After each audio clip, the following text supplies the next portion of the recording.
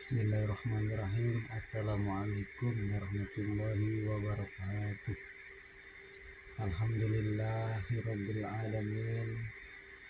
Wa bihi nasta'in ala umuri dunya waddin. Wassalatu wassalamu ala asyrafil anbiya wal mursalin wa ala alihi wa sahbihi ajma'in, amma ba'd. Qala Allah ta'ala fil Qur'anil Karim, a'udzu billahi minasyaitonir rajim. Bismillahirrahmanirrahim. La in syakartum la azidannakum wa la in kafartum inna azabi lasyadid. Sadaqallahul adzim. Segala puji hanya milik Allah. Salawat serta salam semoga senantiasa tercurah limpahkan kepada junjungan kita Habibana wa Nabiyana Nabi besar Muhammad sallallahu alaihi wasallam, kepada keluarganya, para sahabatnya, para tabi'in, tabi'atnya. Mudah-mudahan kepada kita semua selaku umatnya senantiasa mendapatkan syafaat dunia dan syafaat akhirat. Amin ya rabbal alamin.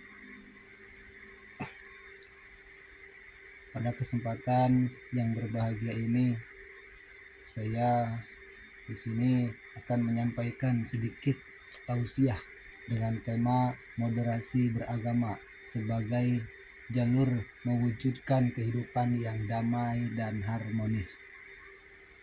Di antara moderasi beragama yaitu yang pertama mengenai tentang apa sih moderasi beragama. Moderasi beragama itu adalah sikap beragama yang adil, seimbang, dan tidak berlebihan dalam memahami serta mengamalkan ajaran agama. Dalam Islam, konsep ini dikenal dengan istilah wasatoniyah, sebagaimana firman Allah Subhanahu wa ta'ala dalam Quran surat Al-Baqarah ayat 143, yang artinya, dan demikian pula kami telah menjadikan kamu umat yang wasatoh atau pertengahan. Moderasi tidak berarti mengurangi keimanan, melainkan menjalankan agama secara profesional, bijaksana, dan penuh tanggung jawab. Yang kedua yaitu diantaranya adalah pilar moderasi beragama. Pilar moderasi beragama itu memiliki 4 pilar utama dalam mewujudkan pilar moderasi beragama. Yang pertama, komitmen kebangsaan.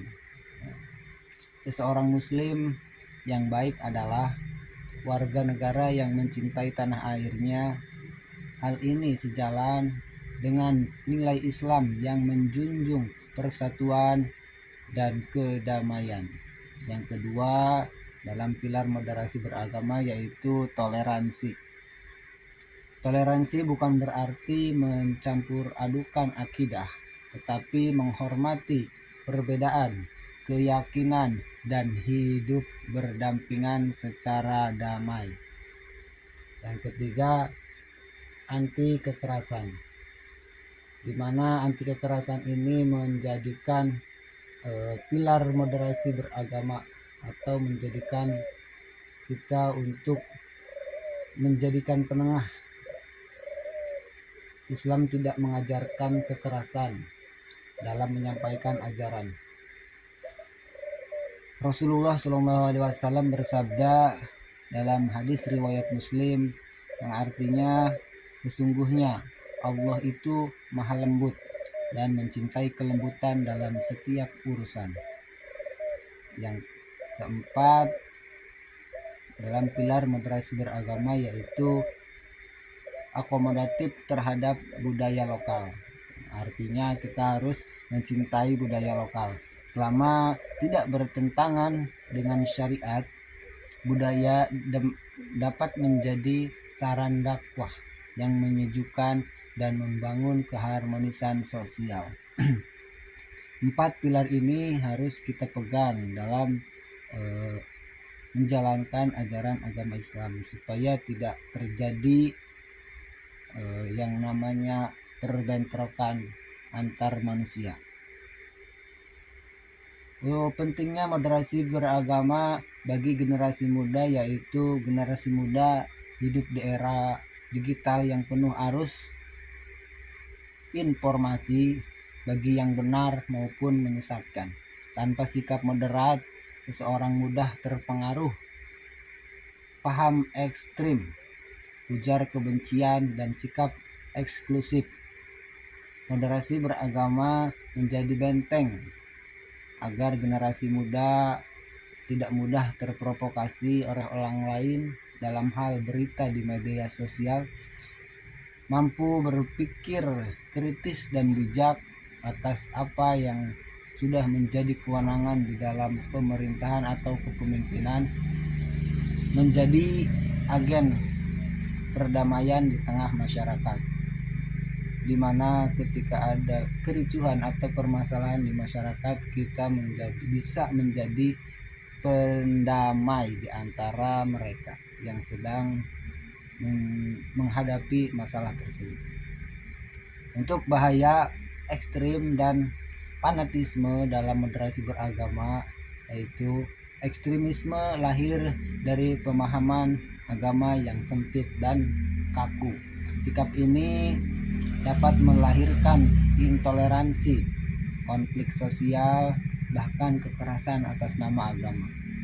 Rasulullah Shallallahu Alaihi Wasallam bersabda atau telah mengingatkan, hati-hatilah kalian dari sikap berlebih-lebihan dalam agama, karena yang membinasakan umat sebelum kalian adalah sikap berlebihan dalam agama. Hadis riwayat Ahmad. Oleh karena itu, umat Islam dituntut untuk bersikap adil, seimbang, dan menjunjung tinggi kemanusiaan. Untuk contoh praktek dalam moderasi beragama dalam kehidupan sehari-hari kita, yaitu melalui menghargai perbedaan sosial secara bijak dan tidak menyebarkan ujaran kebencian. Bekerja sama dengan siapapun tanpa memandang latar belakang agama. Menyesuaikan masalah dengan dialog bukan emosi. Di antara contoh atau praktik menerapkan untuk moderasi beragama, ya di antara yang tadi saya sebutkan. Harus menghargai perbedaan, harus menggunakan media sosial secara bijak, atau bekerja sama dengan siapapun tanpa melihat latar belakangnya. Kemudian menyesuaikan dengan dialog bukan dengan emosi. Untuk penutup, hadirin yang dirahmati Allah, moderasi beragama bukanlah upaya melemahkan iman, melainkan cara menjaga keharmonisan kehidupan dalam keberagamaan. Mari kita jadikan nilai moderasi sebagai karakter diri agar tercipta masyarakat yang damai, adil, dan beradab. Semoga Allah Subhanahu wa Ta'ala senantiasa membimbing kita di jalan yang lurus. Amin ya Rabbal Alamin. Mungkin cukup itu yang dapat saya sampaikan pada pertemuan kali ini. Kurang lebihnya mohon dimaafkan. Semoga kita menjadi manusia yang selalu menjadi manusia yang beradab, menghargai kepada sesama meskipun beda agama. Kurang lebihnya mohon maaf. Wallahul muwaffiq ila aqwamit thoriq. Wassalamualaikum warahmatullahi wabarakatuh.